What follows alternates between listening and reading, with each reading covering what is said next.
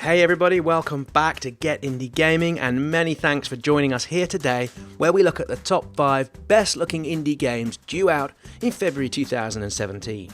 So before we dive into the top 5, let's just take a little moment to have a look at some titles that didn't quite make it. Firstly this month, and out on the 2nd of February, we have Diluvian, which is a 3D deep sea adventure that's inspired by the writings of Jules Verne.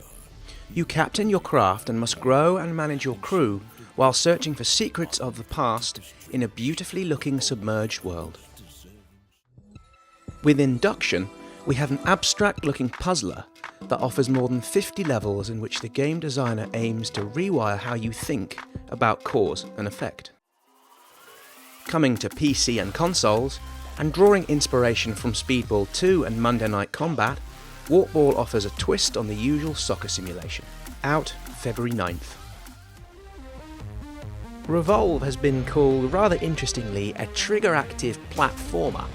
You play as Revo, a drone on wheels who is trying to escape a dystopian world. Up now we have Buck, where we have a post-Armageddon action-adventure with player-driven dialogue, weapon customization, and fast-paced combat, landing on the PC and consoles February 25th.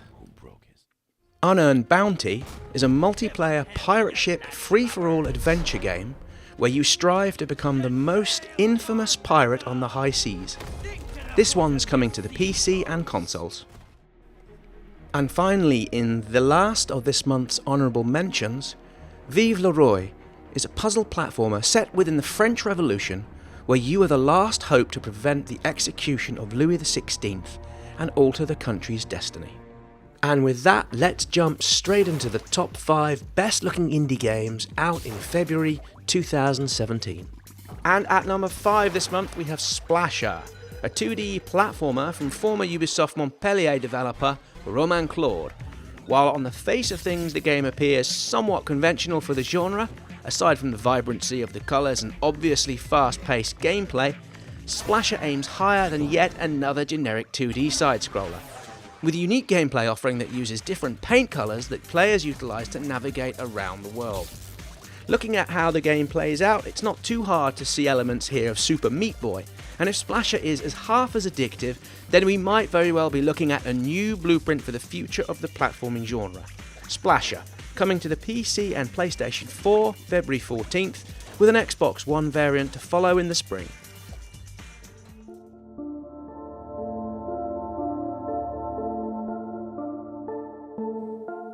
At this month's number 4, Semispheres is an interesting looking puzzle game with stealth influences. It's primarily a single player experience with a soothing colour palette, wavy backgrounds, and an ambient soundtrack from Sid Barnhorn, the composer for the Stanley Parable and Antichamber. The game's unique hook is a split-screen mechanic where players control 2 characters at the same time. The left and the right side must work together to unfold the game's mystery by way of solving clever-looking puzzles, using portals, and figuring out other abilities of the character to ultimately reunite the game's parallel worlds. Launching on February the 14th on the PC and PlayStation 4, with the Xbox port sometime out in the spring. Ion, we are experiencing an irresistible gravitational pull. This is not a simulation. I repeat, not a simulation. At this month's number 3 we have Phoning Home. Now this game is an exploration survival title with a storyline and character set that somehow feels a little bit familiar. You play as Ion, a small but versatile robot that has crash-landed on an unknown planet. The game features a first or third person viewpoint set and is all up and running in an open world with realistic time of day lighting and varied terrain from forests to canyons to deserts to volcanoes.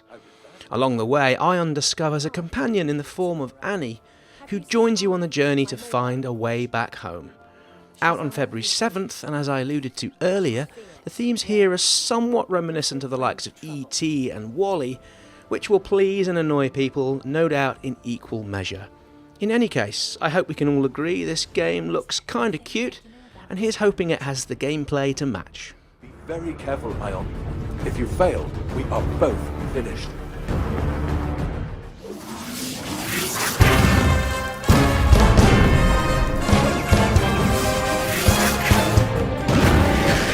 In a very close second place runoff, Deformers from the Ready at Dawn studio launches on the PC and consoles February 14th.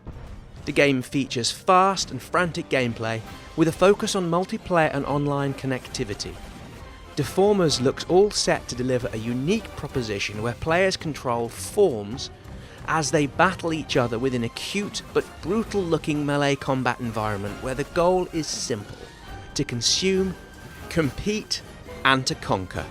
Simply put, this looks utterly magnificent.